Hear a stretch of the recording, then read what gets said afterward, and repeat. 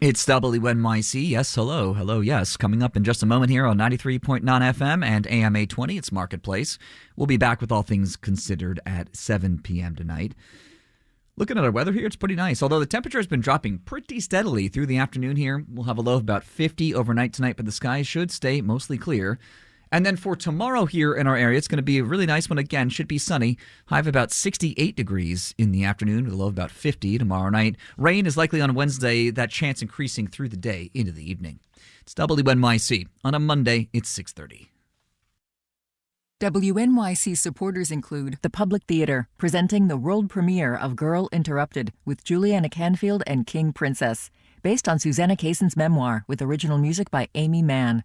Begins May 13th. More at publictheater.org. This is WNYC, 93.9 FM and AM 820, NPR News and the New York Conversation.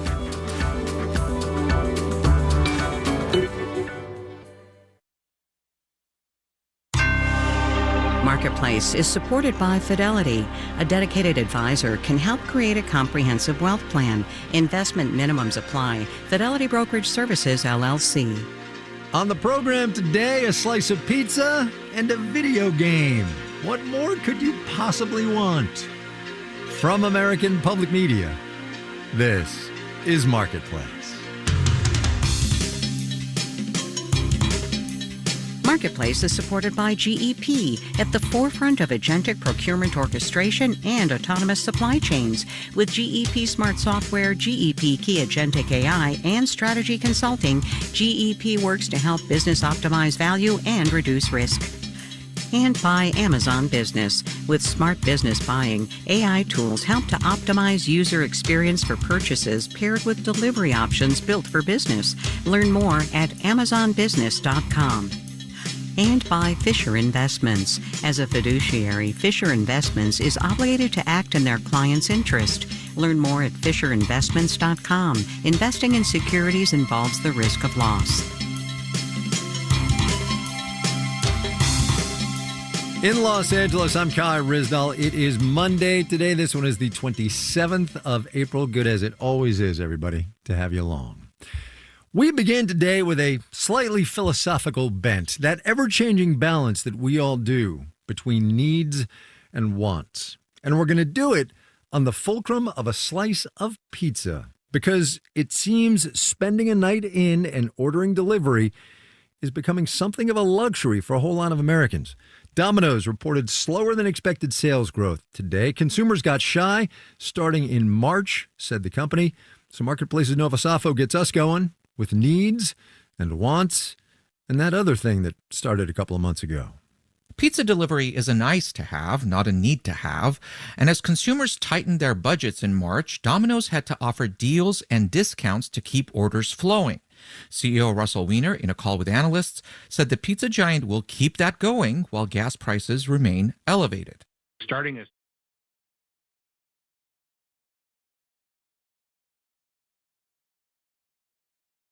soon as May, you're going to see things on the calendar or in media from Domino's that weren't on our calendar to start the year. Broadly speaking, fast food skews lower income. Sarah Senator is senior restaurants analyst at Bank of America. Lower income consumers feel the impacts of higher gas prices most acutely. So Senator says it stands to reason that fast food restaurants are feeling a consumer pullback first. You're just going to see a lot of value competition, and I think that'll be true for the traditional QSRs. That's quick service restaurants. But we also are seeing it, that emphasis all the way up to casual diners. That's your Chili's or Olive Garden. So it's happening up and down the price spectrum. It could go further up as the impact of higher tax refunds tapers off, says Matt Schultz, chief consumer finance analyst at LendingTree. We're at that point now, and gas prices rising to the degree that they were a few weeks ago, but they're still really, really high, and it's a big deal for folks. There's no question about it. In a recent Lending Tree survey, 62% of respondents were worried about higher gas prices. Schultz expects changes in summer travel plans, as well as a decline in savings rates. And while Domino's plans to offer discounts to counter that worry, analyst Brian Harbour at Morgan Stanley says not all restaurant chains will be able to do the same because higher gas prices mean higher costs. And obviously, that's something that could flow through to the consumer. It would stand to reason that higher oil prices do flow through to a lot of other commodities. Commodities as in the raw ingredients that go into and onto your pizza. If chains are squeezed on costs and demand, more could go out of business. In fact, Domino's executives predicted more store closures among their competition. I'm Nova Safo for Marketplace. Wall Street to start the week. A couple of indices hit new record highs. Both oil benchmarks went up. Bond yields mostly status quo. We will have the details when we do the numbers.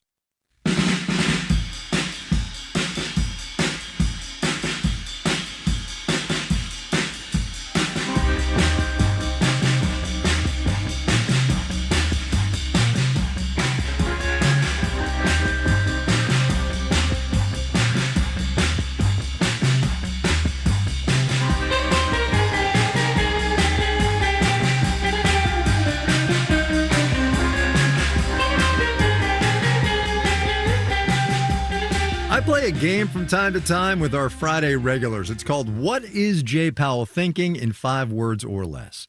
Turns out there is an actual game along those lines. It's called the Federal Reserve Simulator. It's on Steam. And the other day I played it with the guys who made it. So my name is John Dobson. I'm Andrew Dobson. I'm John's twin brother. They've both got backgrounds in finance and economics, got econ degrees together at the University of California, Davis. John is a data scientist by trade. I got a master's of science in economics from Cal Poly. I graduated in 2017. After that, I got a job with Walmart. And Andrew? I was just trading stocks for the past few years. During the pandemic, I was watching my niece. I did really well with NVIDIA in 2024. Yeah, I bet. The brothers have been making video games together since they were in middle school. They released this one back in February. Yeah, we wanted to actually make this an informative game, educational for people to actually learn what the Fed does. Because I have a master's in economics, and we didn't really talk about the Federal Reserve in any of my classes. So I think this is an important thing for people to learn. Yeah, absolutely no argument there. The game is fun, but it's a little complicated. Video games, as you can imagine, are tough to do on the radio. So we're going to spare you the play-by-play of the half hour that it took me to play this thing. But the first thing you got to know is that you get to pick the Fed chair you want to play as, going all the way back. But the first thing you got to know is that you get to pick the Fed chair you want to play as, going all the way back to Paul Volcker. I went with the guy in charge now. I'm going to choose the Powell era, so I'm clicking historic start here. Yep. All right, here we go. Clicking on Powell. We started when Powell did in 2018 and played through 8 years of this economy, crises and all. Entering the 2020s, the pandemic era, what lies ahead? We all know what lies ahead, you guys. We want people to have an easy experience, so that we give them a little bit of help. Well, that's fair. That's fair. A little help by way of clues about what's to come, supply chain problems and recession risks. And you get to do, Fed stuff. Am I raising rates yet? I think I'm raising rates. Okay. All right. You have a chair? There is another piece of this game that's important, though, something we have talked about a lot. There is a Fed credibility index in the game where you do raise things too much, it's to the right. It's of next the to Dow the Dow, index. the market. So if you do act erratically, then people then might not trust you at the Fed, and things get worse. Did you raise interest rates too fast? Is the unemployment rate too high? All of that factors into the Fed's credibility. There's a relationship between your credibility and the impact your policy has on the economy. There is something else that can make that credibility index drop. John and Andrew put threats to the Fed's independence in the game, too. DOJ investigation of the Fed chair. You've got real life in here, man. Yep. Look at this. Credibility takes a hit. Yeah, credibility's down to 77%. That DOJ investigation was dropped last week. Kind of. The Supreme Court has yet to rule on whether the president can fire Fed Governor Lisa Cook. There is a committee vote on Chair Powell's replacement set for Wednesday, the same day as it happens that the central bank wraps up its interest rate meeting. And in the meanwhile, inflation is still not under control, and the labor market is kind of stuck. There's a war and an energy shock. Oh, and by the way, at the end of the game, you get a grade. Oh, you got a B. You gave me a B? What is this? Tell you what, that whole central banking thing, it's harder than it looks.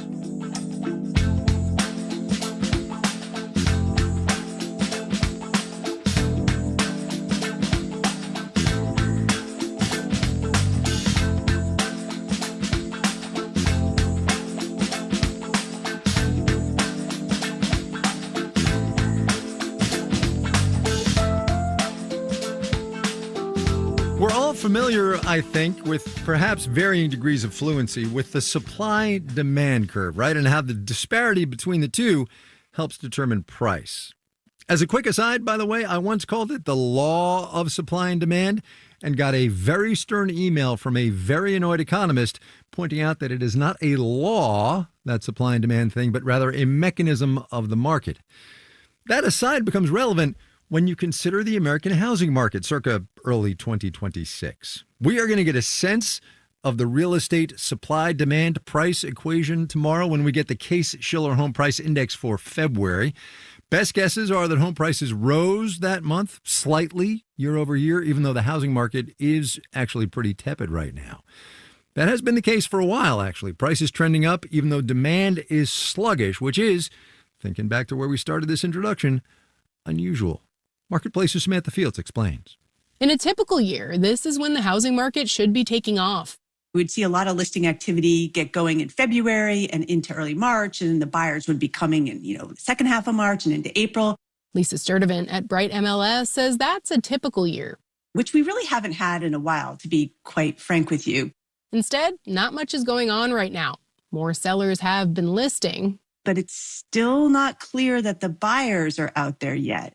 Some of that is the affordability issue we've had since the pandemic. Mortgage rates and home prices are both still high.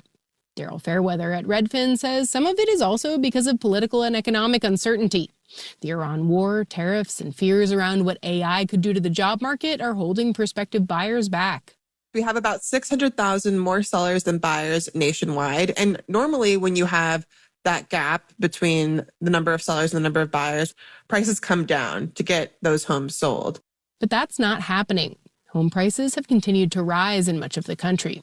In order for prices to come down, you need to have sellers who are pretty much desperate to sell. That's what we saw during the foreclosure crisis.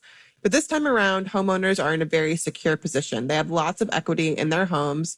Which means they don't have to sell if they don't want to. They can hold out for more money.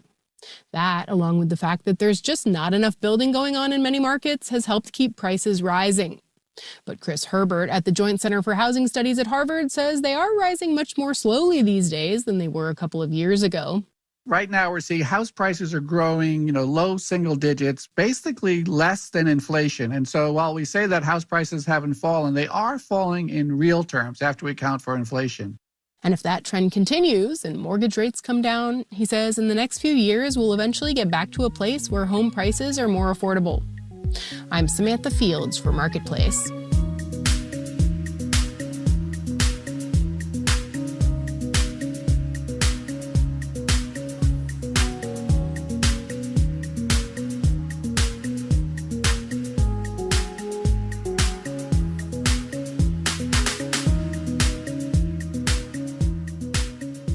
I had a conversation last week with Lori Stewart. She runs Sound Community Bank up in Seattle.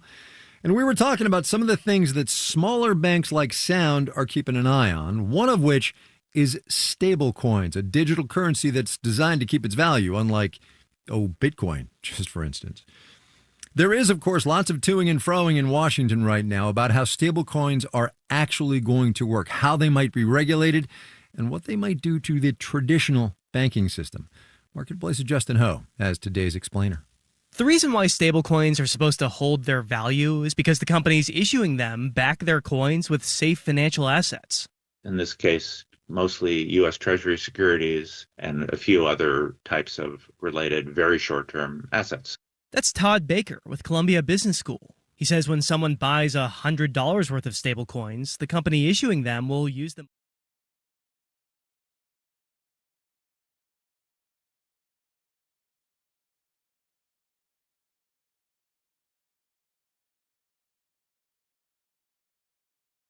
To buy $100 worth of U.S. Treasuries, for instance. And if you want that money back, you go back to the stablecoin issuer, and the stablecoin issuer sells some of those very safe assets and gives you cash. Right now, the companies that issue stablecoins are mostly tech companies. And Baker says most people use stablecoins to buy Bitcoin and other cryptocurrency, since stablecoins can make those transactions easier. But they can also be used to make payments instantly. If the person you're paying is willing to accept a stablecoin as an alternative to a bank transfer or a credit card or another structure for making payments.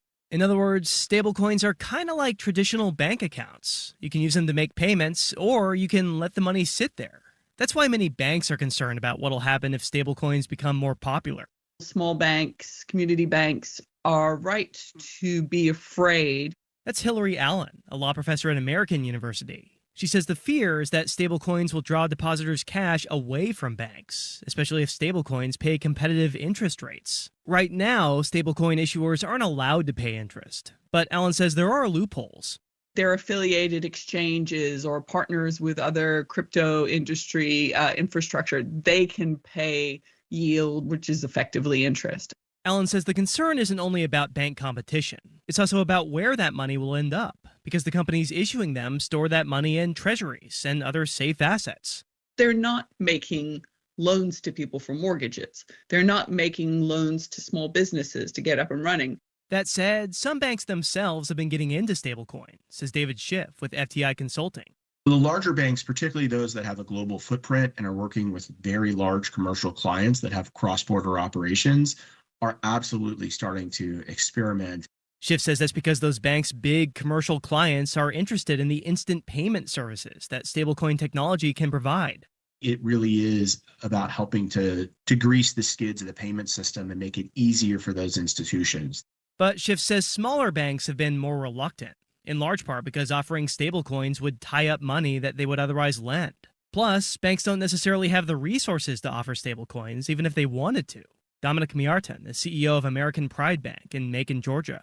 I can't just set aside a few $1 billion of my earnings or my capital to go and build the infrastructure, the cybersecurity, the compliance, and all the other components of launching such a product. Miartin says he is worried about what will happen if stablecoins become more widespread. We bank some large insurance companies, and they're definitely talking about how they could possibly benefit from accessing some of these new exchanges or new ways to store and move money. So instead, Miartin says his bank is going to focus on doing what it does well.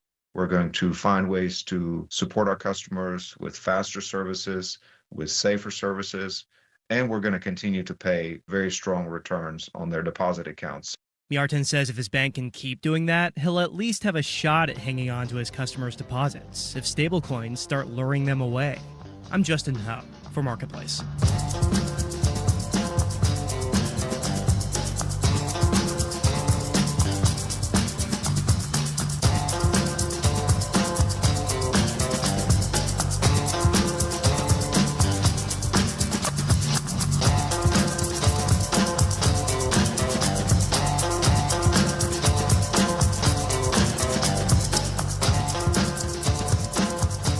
Coming up.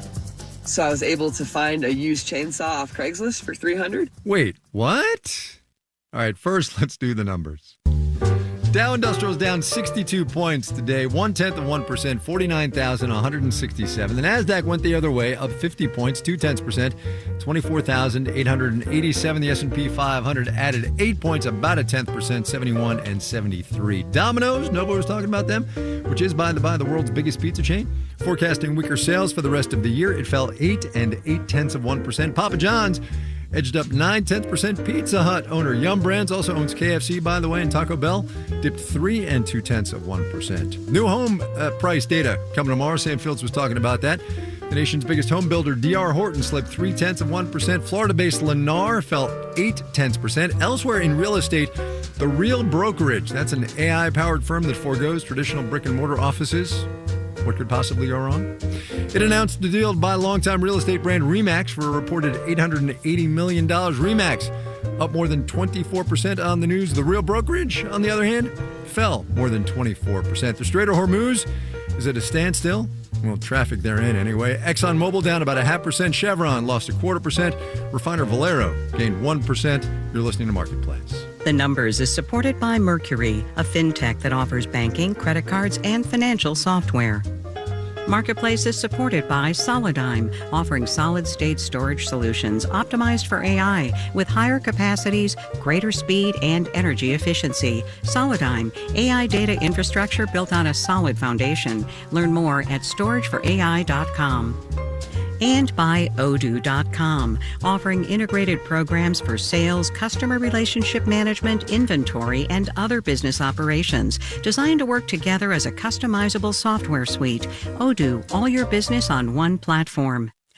And by Schwab. At Schwab, investors get choices ranging from self-directed investing to full-service wealth management all in one place. No matter the investing goal, life stage, amount to invest, or know-how, Schwab can help. More at schwab.com.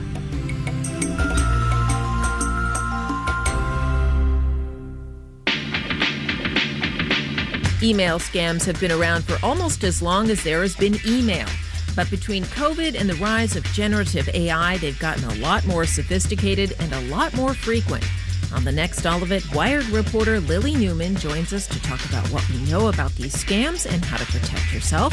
Plus, the author of the book, I Hope You Elope, A Bridesmaid's Survival Guide. Join us for All of It, weekdays at noon on WNYC. Support for WNYC comes from the New York Hall of Science, committed to a world where people of all ages can discover and innovate using science, engineering, and math. More at nysci.org. You're listening to Marketplace on WNYC. In the 7 o'clock hour of All Things Considered, shortly after the shooting at the White House Correspondents' Dinner, conspiracy theories began to surface. It's an example of how conspiratorial thinking has become more common on the left, not just the right. We'll have that and more at 7. Stay tuned. This is Marketplace. I'm Kai Ryssdal. I did a season of our climate podcast, How We Survive, a couple of years ago. It was all about what the military is doing to and what it can do about climate change. And one of the episodes, I flew a simulator of an electric air taxi made by Joby Aviation. Let's have you jump into the seat, the pilot's seat, and we're going to have you scoot forward, and I'm going to ride along behind you. What could possibly go wrong, Kai? What could possibly go wrong? Technically speaking, I crashed the thing, but if you listen to the episode, you will hear it wasn't entirely my fault. Anyway, 2-ish years later, Joby is getting into the air taxi business for reals. Starting today, it's flying demonstration flights in New York City, electric air taxis between Manhattan and JFK Airport, part of a federal pilot program meant to help air taxis become a regular sight in U.S. skies. Marketplace's Stephanie Hughes has more. If a small plane and a helicopter had a baby, that's kind of what these air taxis look like. Eric Allison is Chief Product Officer at Joby Aviation. It has a wing, but it has 6 propellers that can tilt. And they can tilt from pointing up to take off vertically to pointing forward to fly like an airplane. Allison says that vertical lift lets the vehicles move nimbly around cities, and they're also much quieter than helicopters. It's basically inaudible as it flies overhead. Allison says the company is working hard to get its aircraft FAA certified, and that the demonstration flights this week act as a kind of preview of what hailing a ride on one of these aircraft could look like. So you get a car to wherever the nearest takeoff and landing spot is, or if you're right across the street, you can walk. You get pooled into the Joby aircraft with other people, and then you can fly up to 200 miles an hour to your final destination. One key question is how much this ride to the airport, or wherever, will ultimately cost. Allison says the goal is to be on par with a premium car service. And the air taxi business does face some real hurdles, according to Samuel Engel with the consulting firm ICF. He says, 1, there are only so many places you can land an aircraft in a city, even a small, nimble one. And 2, those aircraft are small. Joby's fit 4 passengers plus a pilot. You can assume that the demand is going to have peaks at particularly popular times, and these small vehicles will have a hard time providing enough seats for all of the people who want to take them at those popular times. One way to make space, says Bloomberg intelligence analyst George Ferguson, is to try to make these vehicles autonomous. That means they won't have to save room for a pilot. If you have a 4-seater or a 5-seater, you don't want to occupy 25 or 20% of the space with a non-paying passenger. But Ferguson says it'll be a minute before we have autonomous aircraft that's able and allowed to navigate above crowded cities. I'm Stephanie Hughes, Marketplace.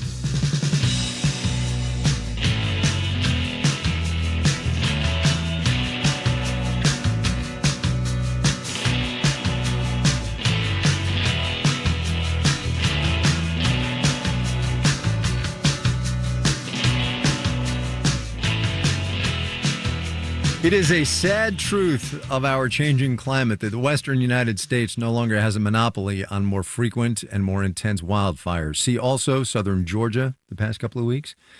Wildfires cost this country hundreds of billions of dollars every year, a total not likely to fall on its own. So it's a good thing then that there are people and businesses trying to mitigate some of the risks before a fire even starts. Here's today's installment of our series, My Economy. My name is Jessica Davison. I'm a former wildland firefighter for the U.S. Forest Service. I currently own and operate Firebreak Management. We're based out of Bozeman, Montana. We go in and do fuels reduction, which could be anything from limbing trees to cutting trees out to leaving big clumps for wildlife habitat. The idea is if we can do something before the fire starts, before the firefighters show up, it really lessens their load both mentally and physically and gives them a chance to fight a fire for us. Getting Firebreak started was a work of love and a bootstrap like no other. So I was doing wildland fire for many years, and then I took a season, what I thought was maybe a season off was maybe the end, and worked on an ambulance. I did not have a lot of money in the bank account, but I had this huge passion to do what I loved, to keep doing what I loved. So I was able to find a used chainsaw off Craigslist for $300. And then a couple weeks later, I found another used chainsaw on Craigslist for around $300. We got to work, and by job 2 or 3, I was able to buy a nicer professional chainsaw. And I think we started getting shirts that matched. We currently have 2 chainsaw folks in the field and 1 full-time equipment operator. Hopefully, within a year, everyone's making a minimum of $30 an hour. We do have a high living wage here in Bozeman. I respect that. Paying people a livable wage is part of why our rates are a little higher. I mean, there's a reason this is the most dangerous industry in the U.S. They should be compensated for that. I think Firebreak Management's been able to grow so much over the years for a combination of stuff. And the biggest one, I think, was right place, right time. We're seeing a big shift across the United States, but specifically in the Western United States, on how we understand and live with and interact with wildland fire. And I think I hit the private market at a pretty good time. Seeing Firebreak in 5 years is so hard for me to quantify. Hold it right there!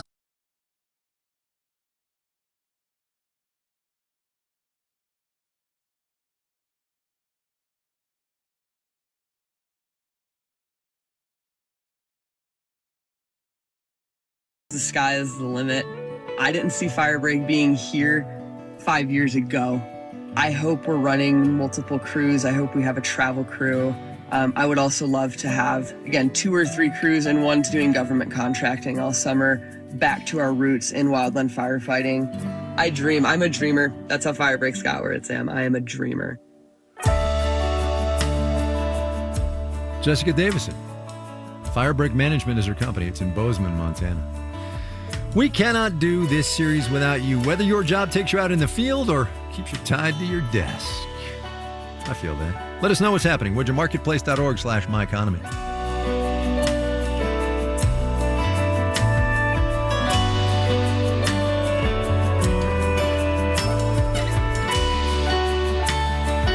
Marketplace is supported by Progressive. Progressive Commercial Insurance protects small businesses from retailers to tradespeople. Progressive covers a variety of business needs with a range of coverages. More at progressivecommercial.com. And by Bitwarden Password Manager, helping to extend spring cleaning to online security. Bitwarden is designed to manage password security by storing and autofilling logins, credit cards, and identities across accounts and devices. Bitwarden.com. This final note on the way out today, in which we peek into our petroleum future. Straight open or straight closed for a while. Doesn't much seem to matter which when you're talking about oil prices. Goldman Sachs said over the weekend that by the end of this year, if Persian Gulf petroleum exports normalize by July, let me say that again, if they normalize by July, Brent crude could average almost $120 a barrel. That is their severely adverse scenario. But I would ask you to remember here, the head of the International Energy Agency said the other day it would take 2 years for the Gulf to get back to normal. Amir Babawi, Caitlin Esch, John Gordon, Noya Carr, Steve Mullis, and Stephanie Seek are the Marketplace editing staff. Kelly Silvera is the news director. And I'm Kai Risdal. We will see you tomorrow, everybody.